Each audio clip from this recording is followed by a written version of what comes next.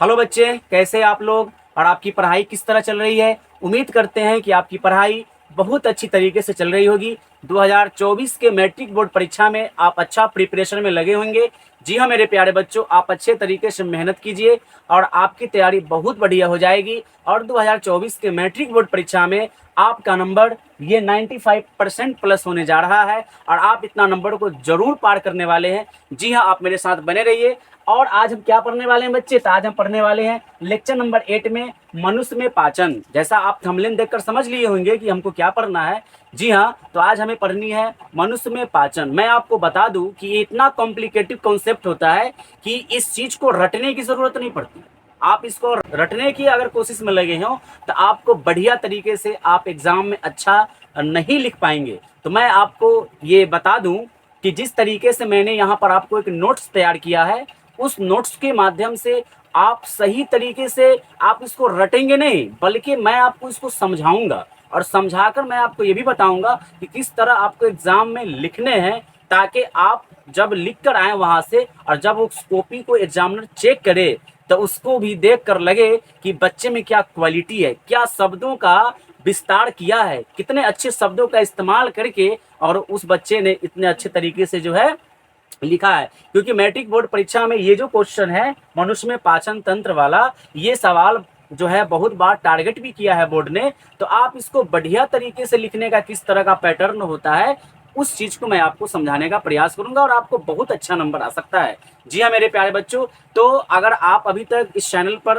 पहली बार विजिट किए हैं तो बड़ी मेहरबानी आप इस चैनल को सबसे पहले क्या कीजिए, लाइक कीजिए, सब्सक्राइब कीजिए और जहां तक हो सके Facebook group, WhatsApp group, Instagram group, हर जगह आप इसको पहुंचाइए। जहां तक आपका कांटेक्ट है, आप जिस बच्चों के साथ जुड़े हैं, सभी जगह इसको फैलाइए। और फिर मैं आपको इस क्लास का आगाज करता हूं। तो सबसे पहले इस वीडियो को बच्चे, जितने भी बच्चे हैं इस वीडियो को देख रहे हैं, सभी बच्चे से गुजारिश है कि इस वीडियो को क्या करें, सबसे पहले आप लाइक कीजिए, जल्दी से इस वीडियो को लाइक कीजिए। जी हाँ, एक लाइक, आपका एक लाइक हमें मोटिवेट करता है नेक्स्ट वीडियो में और अच्छा प्रिपरेशन के साथ आपको बताने का। जी हाँ, तो आप इस वीडियो को लाइक कीजिए, उसके बाद इस वीडियो को जल्दी से आप शेयर कीजिए, जहां तक हो सके मेरे प्यारे बच्चों इस वीडियो को फैला दीजिए। जी हाँ, फैला दीजिए जल्दी से। चलिए फिर हम बात करने वाले हैं कि मनुष्य में पाचन किस तरह होता है।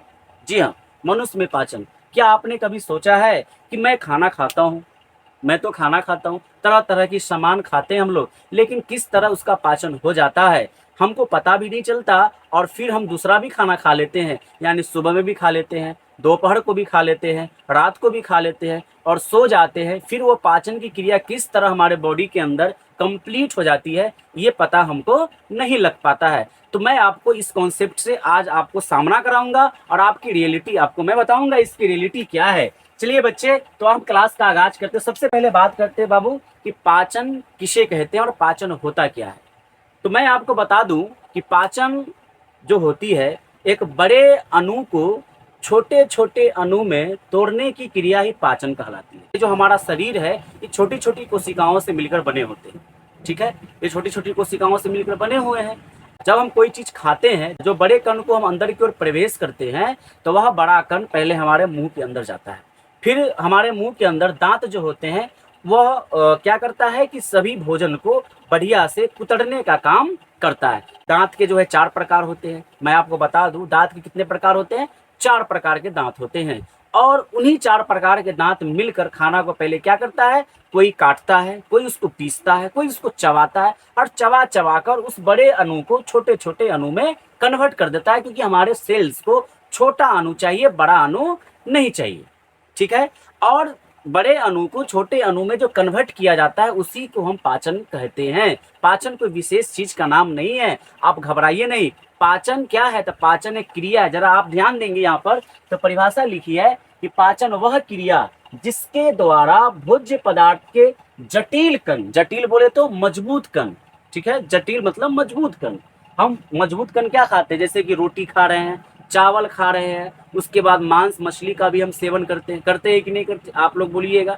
जी खाते हैं सर, जी बिल्कुल। तो वो बड़े कण होते हैं, जटिल कण होते हैं। तो उन जटिल कण को सरल अणु में परिवर्तित किया जाता है, जिसे हम पाचन कहते हैं। क्या कहते हैं, पाचन कहते हैं। और पाचन और कोई चीज का नाम स्पेशल नहीं है कि पाचन बहुत बड़ी चीज का कोई नाम होगा, जी नहीं। बड़े अणु को छोटे अणु में बदलने की क्रिया ही पाचन कहलाती है। जी चलिए बढ़े आगे। अब कुछ इंपॉर्टेंट नोट यहां पर लिखे गए हैं, जरा ध्यान से आप देखिएगा। नोट लिखा गया, नोट क्या है कि पाचन में जल, विटामिन, खनिज, क्या है, जल है, विटामिन है, खनिज है, का पाचन नहीं होता है, बल्कि इनका क्या होता है बाबू, अवशोषण। ये ऑब्जर्व करता, सोखता है, हमारा जो बॉडी है इन चीजों को सोख लेता है, इसका पाचन नहीं होती। पाचन किसका होता है, सिर्फ और सिर्फ जो जटिल पदार्थ होते हैं उसी की पाचन होती है। जी हाँ, और ये जो हमारा जल होता है, विटामिन होता है, खनिज होता है, इसका पाचन हमारा शरीर नहीं करता है। इतना बात आपको क्लियर है? अगर इतना बात आपको क्लियर है, वीडियो अगर बहुत बढ़िया लग रहा है तो जल्दी से आप इस वीडियो को अभी तक अगर लाइक नहीं किए हैं, जल्दी से इस वीडियो को लाइक कीजिए और पूरे ग्रुप में आप इसको पहुंचाइए। चलिए बढ़े आगे, इतनी बातें क्लियर हो गई। नोट, नेक्स्ट नोट हमारा क्या कहता है कि पाचन भौतिक एवं रासायनिक अभिक्रिया है।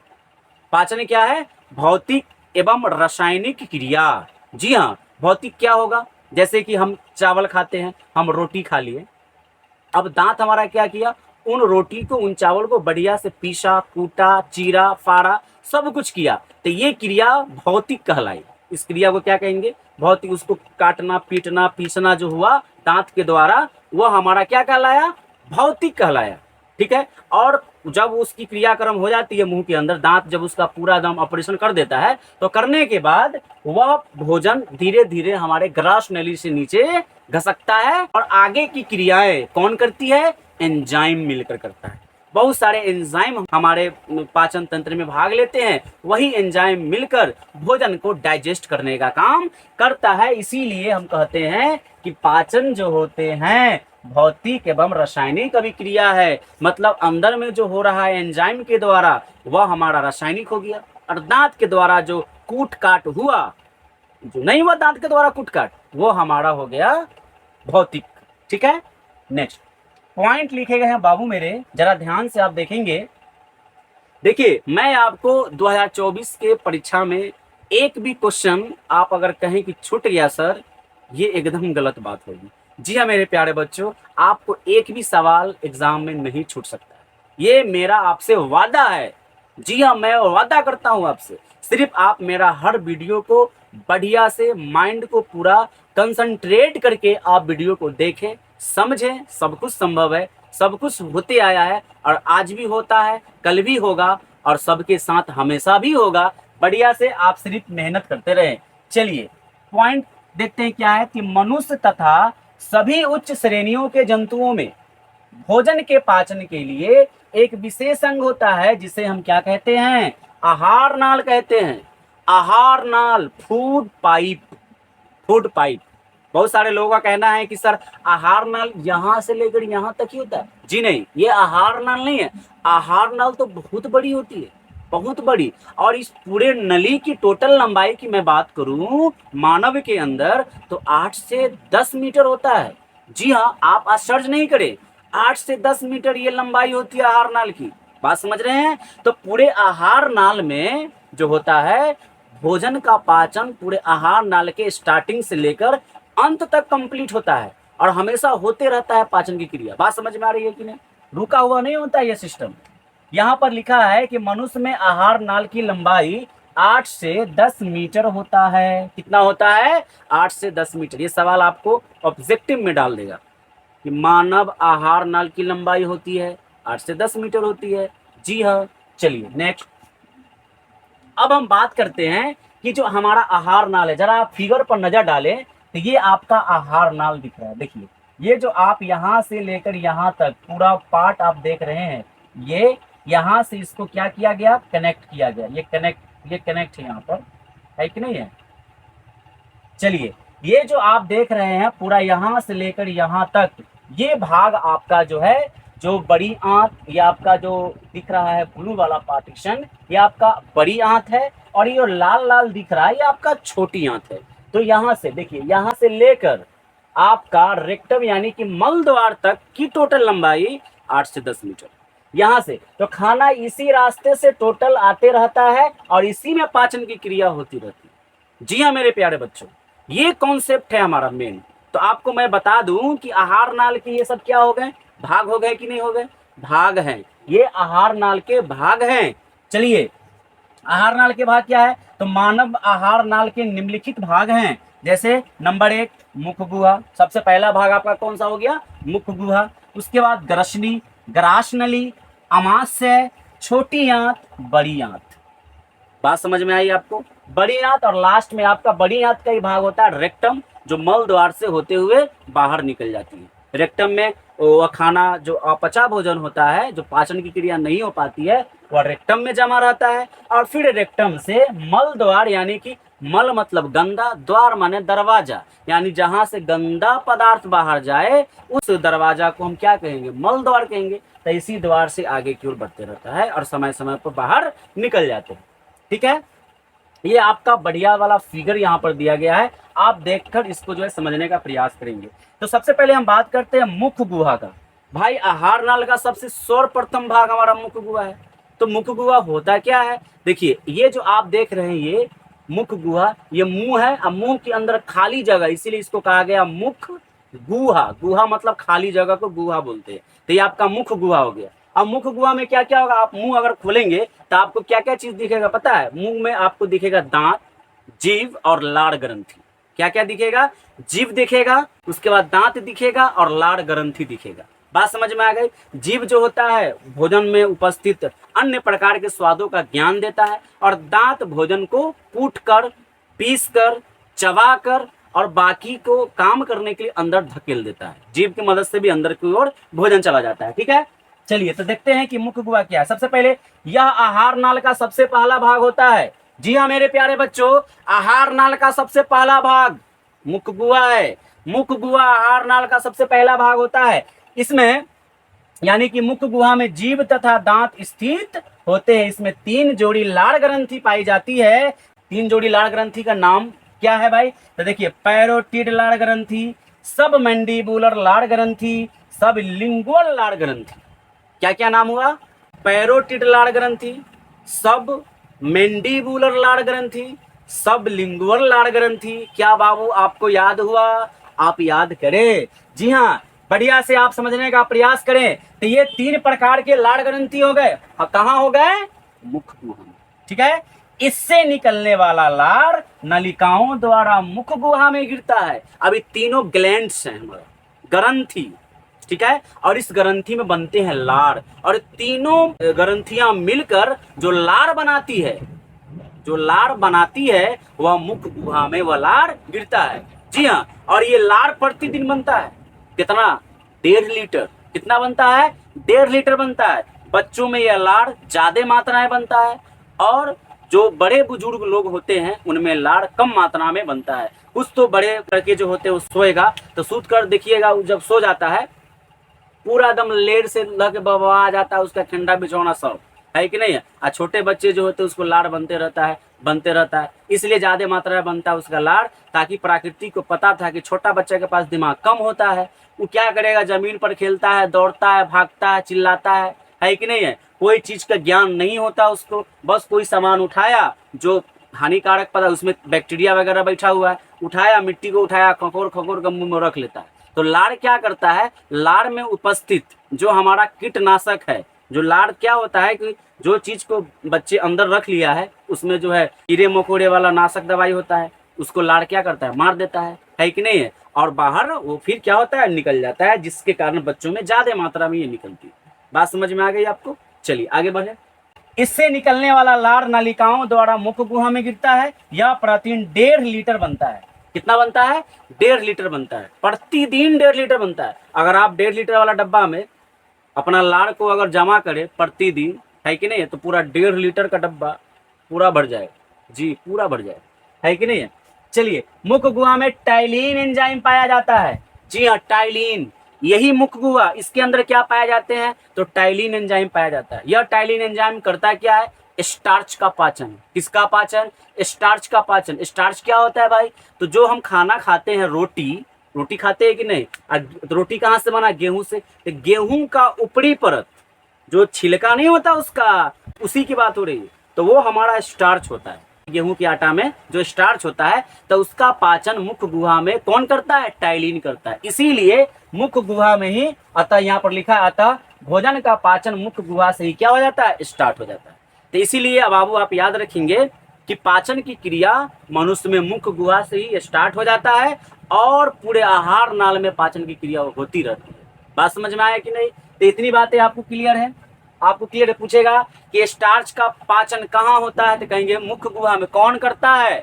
टाइलिन। कौन करता है?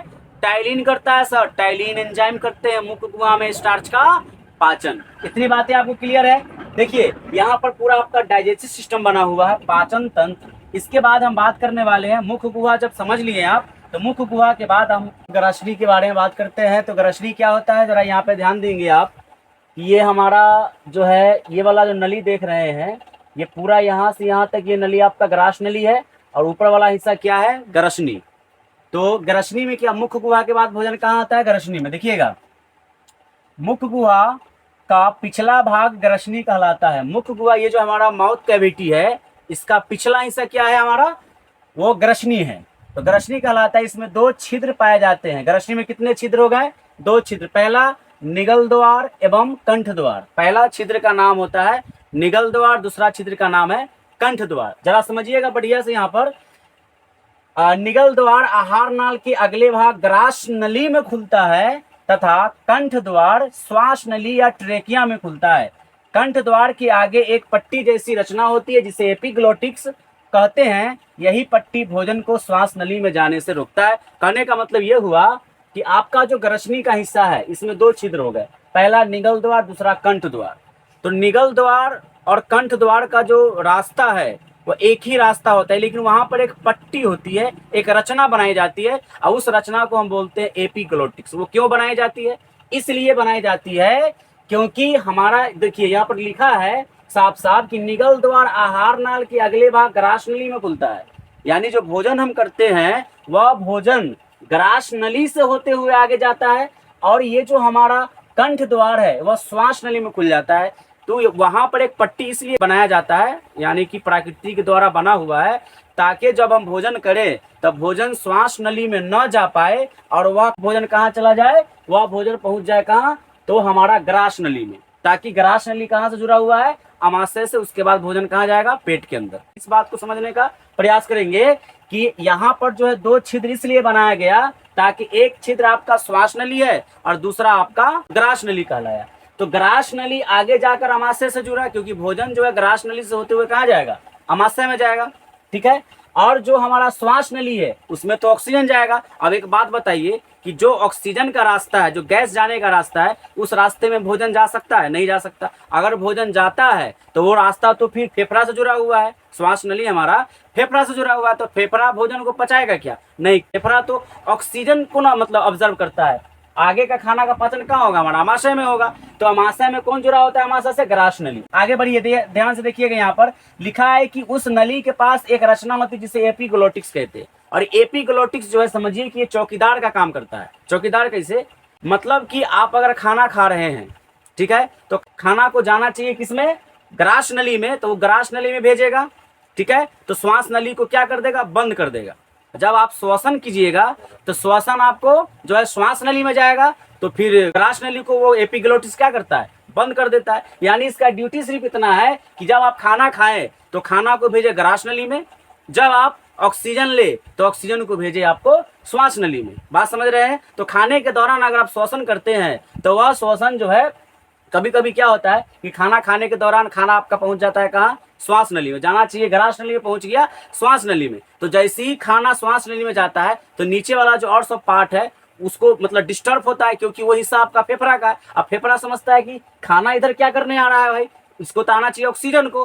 तो उस रास्ते में खाना पहुंच जाता है। तो कभी कभी जो होता है हमको हिचकी होती है। तो जैसी हिचकी होता है ना, तो क्या करता है कि नीचे जो हमारा डायफ्राम बनाया गया है, आप देख सकते हैं यहाँ पर डायफ्राम का भी हिस्सा है। तो डायफ्राम क्या करता है, नीचे से जो है खाना को प्रेशर देकर ऊपर फेंकता है। तो हमको एक बार हिचकी होती है, फिर हम पानी पीते हैं तो वो नली साफ हो जाता है और हिचकी बंद हो जाता है, वह खाना पहुंच जाता है कहाँ, ग्रास नली में। तो एपिग्लोटिस का कंट्रोलिंग कहाँ से होता है, माइंड से। कभी कभी खाना खाने के दौरान जब हम कुछ चीज सोचने लगते हैं या किसी के बारे में सोचने लगते हैं या फोन से बात करने लगते हैं, तो हमारा माइंड जो है उस तरफ बंट जाता है, जिससे एपिग्लोटिक्स जो है काम करना बंद करता है। उसको पता ही नहीं चलता कि खाना को किस तरह भेजना चाहिए, है कि नहीं। इसीलिए खाना खाने के वक्त हमेशा माइंड को कंसंट्रेट करके खाना चाहिए ताकि हमारा खाना ग्रास नली में जा पाए। चलिए आगे बढ़े। उसके बाद धीरे धीरे खाना कहाँ पहुंच जाता है, हमारा ग्रास नली के अंदर। अब देखिए, मुख गुहा से लार से सना हुआ भोजन हमारा निगल द्वार से होते हुए ग्रास नली में पहुंचता है। ग्रास नली में जब भोजन प्रवेश करता है तो इसमें संकुचन या फैलाव शुरू होता है, जिससे हम कर्माकुंचन कहते हैं। फिर भोजन धीरे धीरे आमाशय में पहुंचता है और ग्रास नली में भोजन का पाचन नहीं हो पाता है। ग्रास नली जो आपका ये पाइप दिख रहा है, इसमें भोजन का पाचन नहीं होता है। जी हाँ, इसमें भोजन का पाचन आपका नहीं होता है, ठीक है। ये सिर्फ नली है, इस नली से भोजन कहाँ आता है, आमाशय में। बात समझ में आ रही इतनी। चलिए आगे बढ़े। तो हमारा जो खाना ये ग्रास नली से होते हुए आता है, तो इसमें जो है खाना, जैसे सांप वगैरह में देखिएगा, सांप जब मेढक को जब खाता है तो जहाँ खाएगा फिर अंदर ढकेलता है तो कहीं मोटा कहीं पतला हो जाता है। उसी प्रकार से हमारे ग्रास नली में भी इस तरह का गति होता है। तो यह गति कहलाता है कर्माकुंचन गति। इसी गति के कारण खाना धीरे धीरे कहाँ आता है, नीचे। इसीलिए आप उल्टा लटक कर भी खाना खाइएगा तो खाना मुंह से बाहर नहीं जाता है, वो अंदर जाएगा, क्योंकि गति हो रहा है कौन सा, कर्माकुंचन गति। बात समझ में आ रहा है कि नहीं। चलिए नंबर 4 की बात करते हैं। खाना पहुंच गया हमारा आमाशय के अंदर। आमाशय में यह चौड़ी एवं थैली जैसी रचना होती है, जो उदर गुहा के बाईं ओर से शुरू होकर अनुप्रस्थ दिशा में फैली होती है। जो हमारा आमाशय होता है वह उदर गुहा से शुरू होता है। उदर गुहा किसको बोलते हैं, तो ये जो पार्ट आप देख रहे हैं ना, जिसको हम पकड़ पा रही है, हमारा उदर गुहा है। जैसे गणेश जी को क्या बोलते हैं, लंबा पेट वाला, यानी कि लंबोदर, यानी उदर क्या आ रहा है उसमें, उदर है, क्योंकि लंबा पेट है, इसको लंबोदर कहा गया उनको, है कि नहीं है। तो यह चौड़ी एवं थैली जैसी रचना होती है, उदर गुहा के बाईं ओर से शुरू होकर अनुप्रस्थ दिशा में फैली होती है। आमाशय 3 भागों में बटे होते हैं। पहला भाग इसका कार्डियक कहलाता है, दूसरा इसका बीच का भाग हमारा फुंडिक हो गया, और तीसरा भाग हमारा पाइलोडिक कहलाता है। आमाशय जो पेट होता है हमारा, उसका 3 हिस्सा, आप रेड कलर में जो देख रहे हैं डायग्राम, ये हमारा पेट का हिस्सा। ये देखिए यहाँ पर आमाशय, जिसको अंग्रेजी में स्टोमक कहा जाता है, ठीक है। तो फुंडिक एवं पाइलोडिक होता है। आमाशय में भोजन लगभग 4 घंटा तक रहता है। खाना यहाँ पर आमाशय में आया, अब आमाशय में खाना 4 घंटा तक रहता है। बात समझ में आ रहा है कि नहीं, क्योंकि आमाशय में एक प्रकार का अम्ल निकलता है, जिससे हम लोग कहते हैं हाइड्रोक्लोरिक अम्ल। अब जैसे ही खाना हमारे आमाशय में पहुंचता है तो खाना उस अम्ल के कारण क्या हो जाता है, खाना जो है अम्ल में क्या हो जाता है, मिल जाता है। मिलने के कारण हमारा खाना बन जाता है अम्लीय। तो कभी कभी आप अगर उल्टी करते हैं, देखिएगा उल्टी करते दौरान खाना का पाचन पूरा नहीं हो पाता है, उसमें दाल भात जो भी खा रहे हैं आप, रोटी उटी सब उसी तरह रहता है। तो उल्टी जब करते हैं तो वह जो खाना आपको बाहर निकल रहा है, वह पेट वाला खाना निकलता है, और वह खाना जो है खट्टा रहता है, इसलिए कभी कभी आपको खट्टा ढेका रहता है। बात समझ रहे हैं, क्योंकि उसमें पाया जाता है हाइड्रोक्लोरिक अम्ल, और उसी अम्ल के कारण आपका जो खाना है वह खट्टा हो जाता है, और उल्टी के दौरान वही खाना बाहर निकलती है। आगे बढ़िए। आगे लिखा है कि आमाशय में भोजन लगभग 4 घंटों तक रहता है पेट के अंदर हमारा। आमाशय में 3 प्रकार की जठर ग्रंथियां पाई जाती है। पहला का नाम हमारा श्लेष्मा, दूसरा भित्तीय एवं तीसरा का नाम है जाइमोजीन। ये तीनों ग्रंथियां से जठर रस का स्राव होता है, और यह रस मनुष्य में प्रतिदिन 3 लीटर का स्राव होता है। जठर रस में हाइड्रोक्लोरिक अम्ल, म्यूकस तथा निष्क्रिय पेप्सिनोजोन रस पाया जाता है।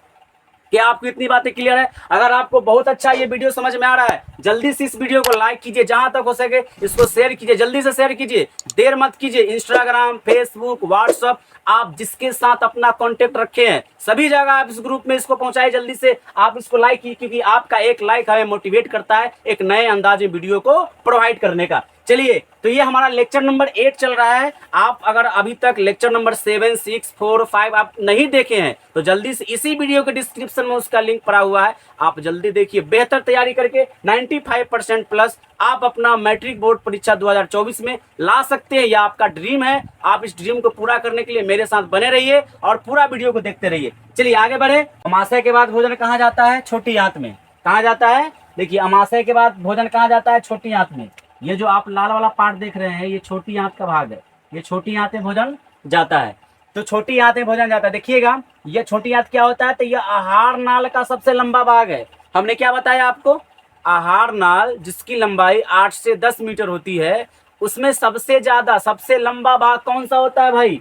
छोटी आंत का होता है। इसी भाग में भोजन का पूर्ण पाचन होता है। भोजन का पूरा पाचन कहाँ होता है? छोटी आंत में। कोई सवाल पूछे या सवाल आपके एग्जाम में आए कि मनुष्य में भोजन का पूर्ण पाचन कहाँ होता है, तो कहेंगे छोटी आंत में। ठीक है, छोटी आंत में होता है। आगे बढ़ते हैं। मानव में छोटी आंत की लंबाई लगभग 6 मीटर होता है। अकेले 6 मीटर हो जाता है। ये 8 से 10 मीटर उसकी लंबाई होती है आहार नाल की। तो उसमें सबसे लंबा भाग यानी 6 मीटर में अकेले खुद होता है कौन? ये हमारा छोटी आंत। ये जो छोटी आंत देख रहे हैं, ये अकेले इसकी लंबाई हो जाती है 6 मीटर। चलिए, तथा चौड़ाई 2.5 सेंटीमीटर होती है। छोटी आंत 3 प्रकार में बटी होती है। इसका पहले प्रकार का नाम ग्रहणी, दूसरा जेजूनम, तीसरा हमारा इलियम होता है। ग्रहणी, जेजूनम, इलियम, ग्रहणी, जेजूनम, इलियम, ये छोटी आंत के 3 भाग हो गए। ठीक है, अब खाना कहाँ उतरा? देखिए, छोटी आंत में खाना का पूर्ण पाचन हो गया। अब जो खाना अपचा भोजन है, वह अपचा भोजन कहाँ जाएगा?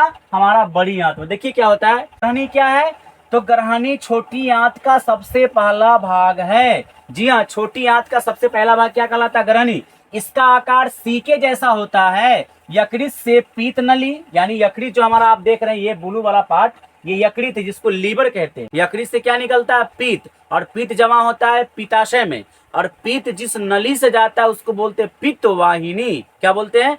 पित्त वाहिनी। तो जो पीत है ये किससे बना? यकृत से निकलता है पीत, पीत नली, और अग्नाशय से निकलता है अग्नाशयी नली। तो वो हमारा अग्नाशयी नली सब दोनों जो है आकर किसमें खुलता है? ग्रहणी में खुलता है। यानी ग्रहणी वाले भाग में यकृत से पीत निकला, ठीक है, और अग्नाशय से अग्नाशयी रस निकला, और दोनों रस आकर कहाँ मिल जाता है? छोटी आंत में, क्योंकि दोनों रस मिलकर खाना को क्या करता है? पचाता है। बात समझ में आ गई? चलिए आगे बढ़ते हैं। दूसरा जेजूनम, यह छोटी आंत का मध्य भाग होता है। बीच का भाग कौन होता है? जेजूनम। तीसरा इलियम, छोटी आंत का अधिकांश भाग इलियम होता है। अधिकांश बोले तो सबसे ज्यादा वाला भाग, यानी कि पूरे छोटी आंत में सबसे ज्यादा भाग कौन होता है? हमारा सबसे बड़ा भाग इलियम होता है। चलिए, अतः इसी भाग में भोजन का अंतिम रूप से पाचन समाप्त होता है तथा पचे हुए भोजन का अवशोषण भी होता है। छोटी आंत में भोजन का पाचन पीत रस, अग्नाशयी रस तथा आंत रस के द्वारा होता है। भाई, पीत कहाँ से निकला? यकृत से निकला।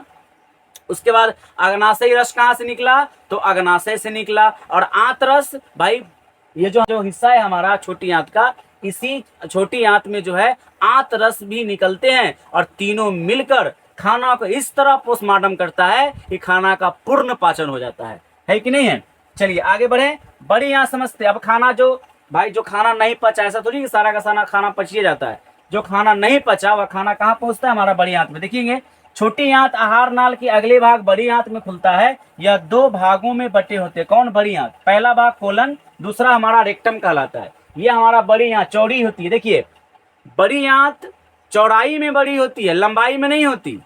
छोटी आंत लंबाई में बड़ी होती है। तो आपसे पूछे कि बड़ी आंत बड़ी होती है क्या? जी नहीं, बड़ी आंत चौड़ाई में बड़ी होती है लेकिन लंबाई में कम पड़ जाती है छोटी आंतों से। ठीक है, छोटी आंत आहार नाल के अगले भाग बड़ी आंत में खुलता है। यह 2 भागों में बटा होता है, कोलन तथा रेक्टम। छोटी आंत तथा बड़ी आंत के जोड़ पर है ना एक छोटी सी क्या पाई जाती है? नली, जिसे हम लोग क्या कहते हैं? सिकम कहते हैं। सवाल बहुत इंपॉर्टेंट सवाल है। सवाल पूछा जाता है कि छोटी आंत तथा बड़ी आंत के जोड़ पर जो नली पाई जाती है उसे क्या कहते हैं? जी मेरे प्यारे बच्चे, उसको सिकम कहते हैं। सिकम, आप इस चीज को खोपड़ी में डाउनलोड कीजिए जल्दी से।